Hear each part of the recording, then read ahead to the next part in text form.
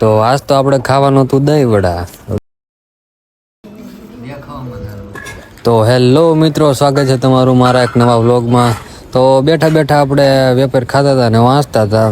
તો ઘરેથી કે ઘઉં ચોખા લેવા જવાનું છે રેશનનું. તો રેશન લઈ આવી કીધું ને લેવા નથી ગયા. મેં કીધું લાવો ગાડી આપણે લઈ આવી રેશન, એમાં હું ને. તો પછી ફટાફટ આપણે મોટું ધોઈને માથું વળીને તૈયાર થવાનું હતું. તો તૈયાર થઈ ગયા, મોટું ધોઈ નાખ્યું. હવે કોકલા થતા હતા આવા. પછી બીજી વાર કીધું છાંટકો મારી દેવી, હાલો બીજી વાર મારી દીધો. મોટું તો હરખું ધોવું કે નહીં.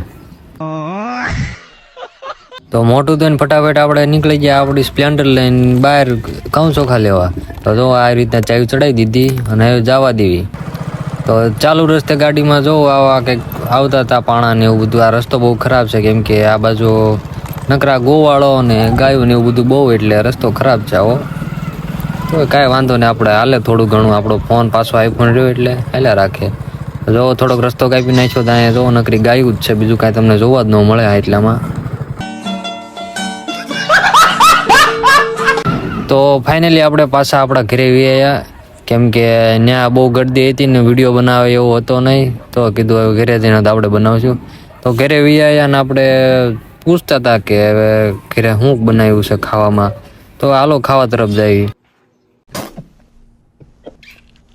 પછી આપણે મમ્મીને પૂછ્યું કે ખાવામાં શું બનાવ્યું છે. તો ખાલી પૂછવામાં જ તે દીકે જોઈ લે.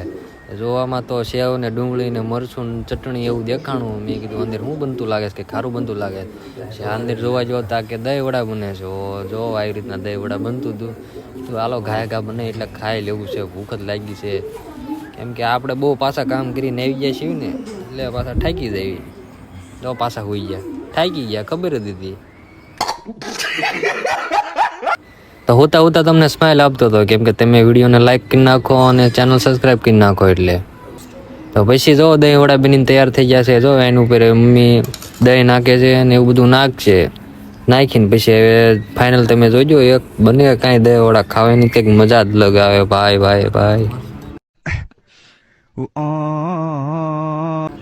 તીખું ખાવાવાળાને તો આ ખાવાની તો બહુ મજા આવે. મેં કીધું હાલો મરચું નાખો, હવે બીજું બધું પછી નાખજો. એટલે પેલા હવે જો મરચું નખાયું આપણે, એમ કે તીખું પહેલા પછી બધું ડુંગળી લીંબુ મરચા એ જે નાખો એ બધું પછી વહેલા તીખું હોવું પડે આપણે.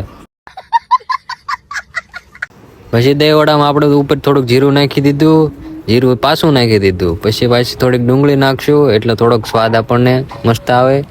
ડુંગળી નાખ્યા પછી આપણે એક મેન નાખવાનું છે, જે સેવ છે. એ તો તમે લુખી ખાઈ જાઓ, આમાં નાખવાની જરૂર ન પડે. અડધા તો એમના લુખી ખાઈ જાય. સેવ નાખ્યા પછી વારો આવે છે થોડીક ખટાશનો. તો ખટાશ માટે થોડીક ચટણી નાખવી પડે, તો જ તમને ખટાશ આવે. ખટાશ નહીં, ગળ્યું વસ્તુ લાગે થોડીક. એમ કે તીખું બહુ ન ખાઈ ગયું હોય તો ગળી ચટણી નાખો એટલે થોડુંક મજા આવે. ચાલો હવે આપણે ખાવાનું છે, કેમ થાય છે. તો એટલે આ કેમ ફોકસ આવું થઈ ગયું. અરે મિત્રો સોરી થોડુંક ફોકસ એમાં એવું છે, લોક થઈ ગયો ને કે બીજી વાર તો આપણે ઉતરી શકીએ નહીં. એટલે કાંઈ વાંધો નહીં. જો આવી રીતના આપણે ચમચે ખાઈ જાય છીએ. ઓ મજા આવી ગઈ છે. થોડું દેખાય છે તમને, કાંઈ વાંધો નહીં, એડજસ્ટ કરી નાખજો. છાશ માગી છે આપણે, હવે તો બીજી છાશ આવી જાય એટલે તીખું ઓછું લાગે. તો આપણે ડુંગળીને સેવ, જો હું હમણાં કહેતો તેમ સેવ લુખી ખાવાની જ મજા આવે. ઉપર નાખેલી તો ખબર ન રહે ક્યાં વહી જાય. તો છાશ મગાવી લીધી છે. હાલો આપણે છાશ આવી ગઈ, પી નાખવી. છાશ પી લેવી એટલે હવે થોડુંક તીખું આપણને ઓછું લાગે, કેમ કે આપણે મરચું નાખી દીધું હેતકનું જેટલું હોય એટલું. તો સાઈઝ જુઓ તમે, દેખાડું તમને. હા સાઈઝ જો કેવી મસ્ત લાગે છે ને. આ બાજુ બધું ક્લિયર દેખાય છે ને આ બાજુ આપણે મેન ઓલામાં જ ફોકસ ઉપર લોક થઈ ગયું. તો ચાલો ફટાફટ આપણે આ દહીં વડા ખાઈ લેવી, પૂરું કરી નાખી. પછી મળવી આપણે ખાઈને પછી. તો ચાલો ફટાફટ એક જોતા જાવ બસ. આ પૂરું. તો દહીં વડા ખાઈ લીધા પછી જોયું તો પપ્પા વાડીએથી આવી વરિયાળી લઈને આવ્યા હતા. તો વરિયાળીને પણ હવે આપણે 2 દાણા ટેસ્ટ કરી લઈશું, તો સારું આપણને મજા આવી જાય. તો ચાલો વરિયાળી 1-2 દાણા તમારા પણ ટેસ્ટ કરી લેવી, તો વાંધો ન આવે, તમને પણ ખોટું ન લાગે. તો આવી વરિયાળી હતી, કેવો મસ્ત લાગે ભાઈ. તો ફાઇનલી આપણે બધું ખાઈ પીને બધું કમ્પ્લીટ થઈ ગયું છે. હવે કાંઈ કરવાનું નથી, સૂઈ જવાનું છે. બાકી બસ સૂઈ જ જવાનું છે, બીજું કાંઈ નથી કરવાનું.